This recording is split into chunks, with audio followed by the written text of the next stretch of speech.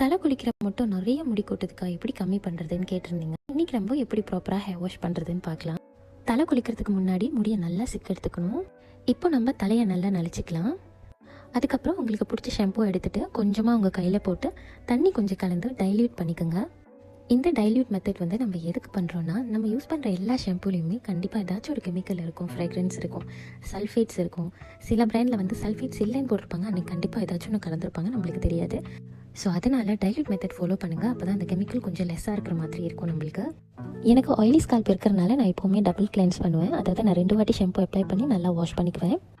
இதுதான் ரொம்ப முக்கியமான பார்ட். நம்ம எப்போதுமே கண்டிஷனர் அப்ளை பண்ணுறதுக்கு முன்னாடி எக்ஸஸ் வாட்டர் வந்து நம்ம புழிஞ்சு வெளியே எடுத்துக்குவோம் இல்லையா. ஸோ அந்த கட்டத்தில் நம்மள நிறைய பேர் முடியை வந்து அப்படியே புழிஞ்சு எடுத்துருவோம். அதுக்கப்புறம் கீழே வந்து முடி வருதான்னு சில பேர் டெஸ்ட் பண்ணுவோம் இல்லையா. முடி கொட்டுதான்னு கீழே நுனி முடியை இழுத்து பார்ப்போம். அந்த மாதிரி நம்ம இழுத்து பார்க்குறப்போ முடி வந்து நிறைய கொட்டுற மாதிரி இருக்கும். நம்ம இழுக்க முடி வந்து வந்துக்கிட்டே இருக்கும்.